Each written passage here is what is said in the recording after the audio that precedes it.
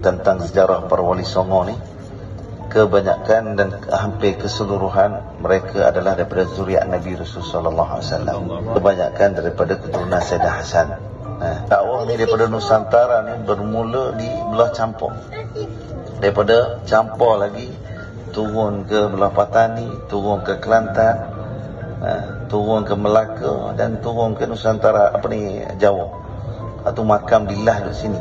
Tempat meninggalnya di belah-belah Jawa ni. Kenapa wali-wali sembilan ni dia bukan dakwah di sini je, daripada sana lagi, itu Nusantaranya, daripada Campur turun dan meninggalnya di belah Jawa ni.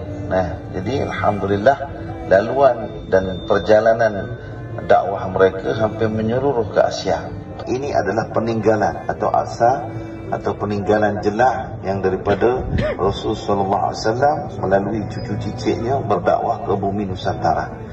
Sejarah ni kita kena susun masa, siapa dulu, siapa yang ada masa tu, siapa yang sezaman, siapa yang berguru, siapa awal, siapa akhir.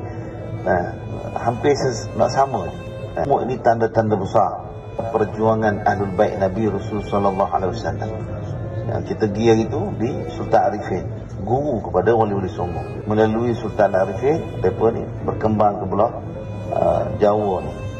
Daripada sana lagi Campur tu ada tanda, ada peninggalan-peninggalan di belah Patani, ada peninggalan di belah Campur, ada peninggalan-peninggalan mereka di belah Kelantan. Banyak sejarah.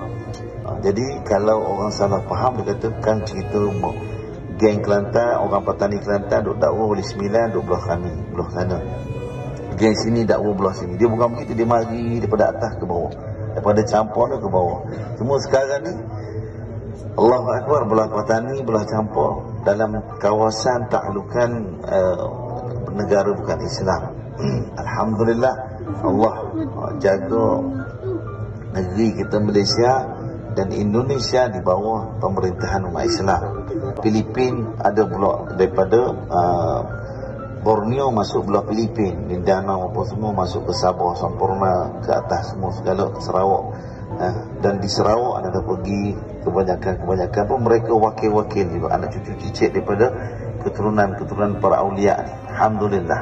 Dan hari ini masih berlangsung keturunan ini bertebaran di seluruh Asia. Ada yang ada nasab keluarga, ada yang terputus, ada yang hanya dipesan-pesan oleh atuk-atuk. Tanda kebesaran, kemuliaan yang Allah bagi kemuliaan kepada kita umat Islam di tanah bumi Nusantara. Dan kita kenapa mari ziarah para wali ni? Kenapa duk ziarah, mari makam, habis fikir jauh perjalanan.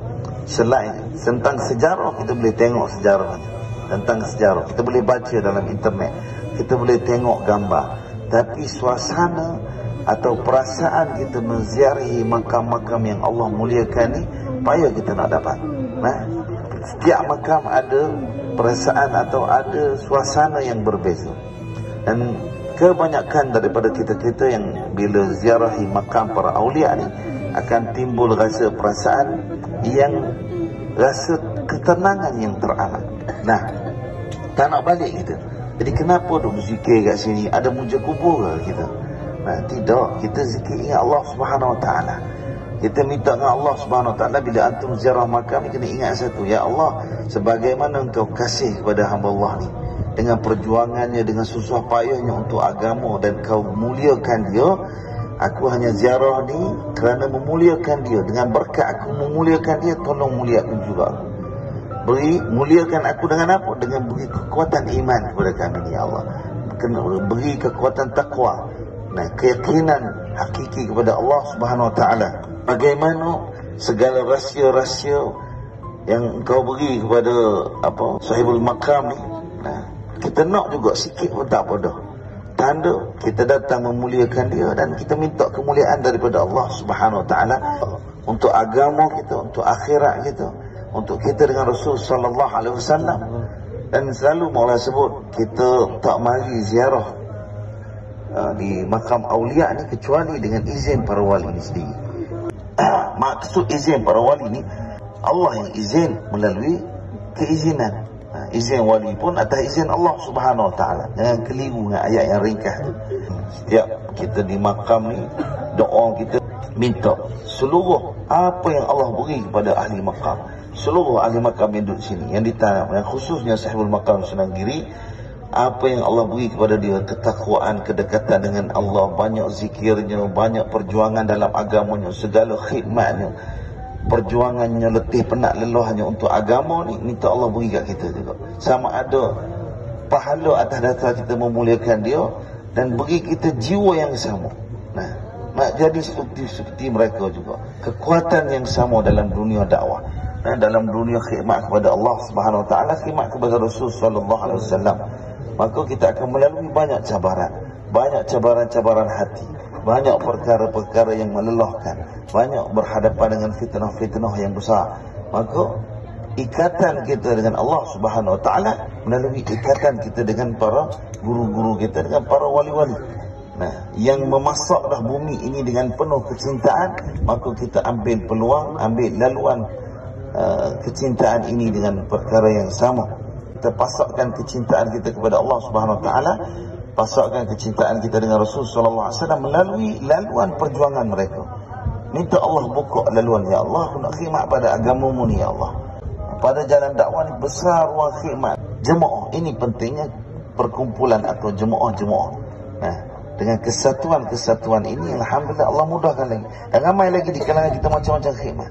Yang muda tolong yang tua, yang begitu, yang begini, ada sibuk, ada tolong daftar, ada tolong ni, semua macam-macam. Nah, dan yang sampaikan pula perkara urusan kita kat sini, penghayatan kita kepada masyarakat luar, guna media-media, semua cerita dakwah berlaku. Dengan niat yang jelas kita dengan Allah Subhanahu Wa Taala, niat yang jelas kita kepada Rasul Sallallahu Alaihi Wasallam untuk meneruskan, menyebarluaskan urusan dakwah Allah dan Rasul Sallallahu Alaihi Wasallam. Maka semua kita letak niat yang betul, insya-Allah setiap perjalanan, setiap hembus nafas kita, setiap kelipan mata kita, Allah kira pahala berlaku. Duduk dalam perjuangan dan jihad fisabilillah, insya-Allah kita ambil ibrah daripada seluruh kisah-kisah para awliya ni untuk kita ekspresi atau tunjukkan kepada masyarakat supaya mereka-mereka ini ingat yang Islam yang kita ambil, yang kita duk pegang, yang Allah anugerahkan kita lahir dengan nama Islam ini, hasil perjuangan penuh lelah para awliya yang dahulu. Nah, mereka berjalan dengan jalan darat, dengan jalan laut, dengan macam-macam perjalanan yang panjang untuk menguasai Islam di tanah bumi Nusantara.